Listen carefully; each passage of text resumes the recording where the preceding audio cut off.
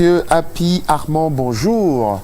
C'est docteur Armand Happy. C'est mieux de dire monsieur ou bien Armand Happy tout simplement. Armand Happy, c'est mieux. Le cousin d'Happy Desfoulanes peut-être. Merci d'être avec nous. Je rappelle que tu es psychologue et tu es là dans le cadre de notre partenariat avec... Parce que les mardis et vendredi, on se pose des questions concernant l'avenir de ces enfants-là. Et il y a un sujet, et on va y aller rapidement, on va aller à l'essentiel. C'est reprendre confiance en soi après les mauvaises notes. Parce qu'on a des enfants qui disent, comme je n'ai pas eu la moyenne ici, vraiment, c'est fini pour moi. J'arrête même l'école. Et en tant que psychologue, tu nous dis que non, il existe des moyens efficaces pour permettre aux enfants de reprendre confiance et se relever. Quels en sont ces moyens? C'est bien déjà de noter que je vais prendre la posture du psychologue pour signaler qu'on ne peut pas aller sur un individu, extraire un moment, un comportement et penser pouvoir le résoudre d'un tour de magie. Il faut comprendre dans quel contexte la mauvaise note arrive. Parce que si j'ai un enfant, je vais plus partir sur mon expérience clinique, qui arrive et qui a une mauvaise note parce que à la veille, il y a eu un conseil de classe dans lequel on a passé le temps à lui tirer dessus. Mais il finit par comprendre qu'il ne vaut pas grand-chose et il n'est pas préparé pour l'examen qui suit. Et après ça, il peut avoir une mauvaise note. Ça, c'est un cas. On a un enfant qui a bien préparé son examen, mais qui arrive au jour de l'examen et il ne comprend pas le sujet, il a une mauvaise note. Ça, c'est un autre cas.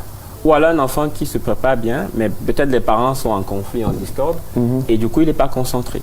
Donc, il faut partir de l'élément qui a entraîné, disons, la mauvaise performance chez l'individu. D'accord. Ça veut dire que c'est quelqu'un qui, d'habitude, peut être un bon travailleur, a de bonnes notes, mais se retrouve à un moment de sa vie scolaire où une mauvaise note va arriver. Il faut comprendre la situation qui a favorisé cela.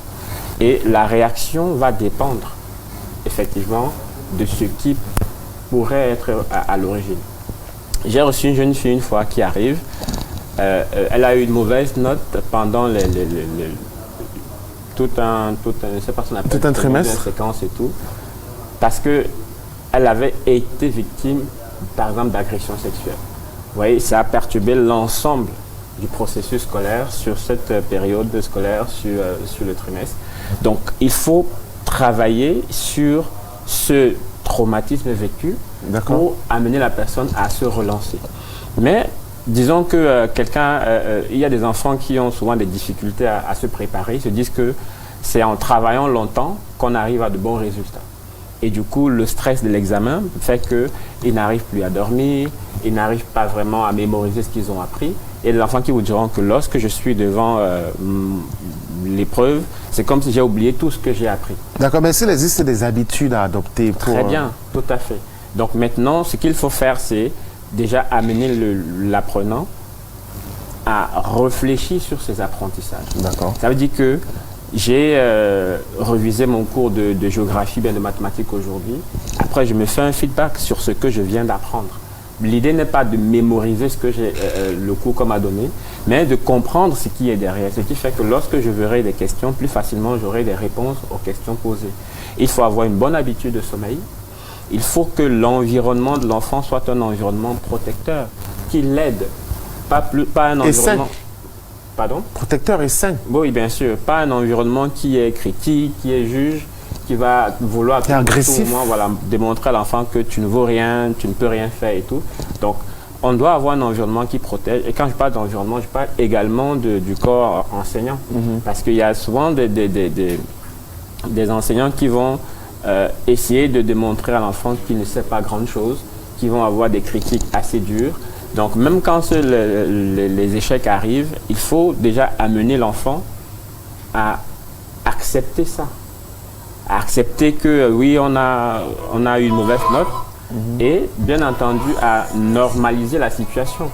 Il faut pas faire comme si ça n'existe pas. Il faut la normaliser. Et pour arriver à la normaliser, c'est un travail de synergie entre le cadre scolaire et le cadre familial aussi, parce qu'avec les professionnels que vous êtes, les psychologues, je crois que c'est ensemble, et on parlait du travail collectif, que c'est possible d'emmener et d'aider l'enfant à se relever justement de cette situation. Est-ce qu'on peut travailler, vous, sur les plateformes de StudentMark? Parce que c'est important de venir ici, nous apporter ces éléments, ces explications, ces analyses, mais est-ce que c'est possible de vous avoir permanemment pour accompagner ces enfants ou les parents qui nous regardent en ce moment? Je crois que c'est l'une des choses que j'ai dit aux promoteurs, c'est on est là. C'est vrai qu'il y a beaucoup de travail, il y a beaucoup de choses à faire, mais on peut se rendre disponible. Comme là maintenant, j'ai des patients qui attendent, mais je vais terminer et puis j'irai au bureau. Donc on peut rendre accessibles les données que nous disposons, parce que l'une des fragilités, si je peux le dire, dans le contexte, c'est que les gens ne pensent pas que l'Africain a un cerveau. Donc pour les gens, l'Africain, c'est son corps. C'est son corps. Non, c'est les émotions. Si on prend déjà conscience des émotions, c'est très bien. C'est son corps.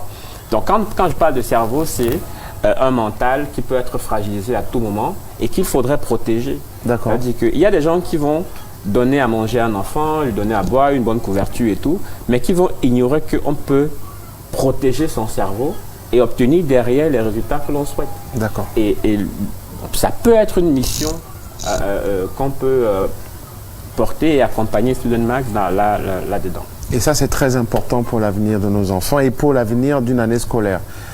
Et même aussi les enseignants, je crois qu'eux-mêmes, ils ont besoin de votre accompagnement. Je l'espère. Bien sûr. Voilà. Bien sûr. Que ça va être... on parle de stress au travail, sachant que l'enseignant, bien le métier d'enseignant, c'est l'un des métiers qui expose le plus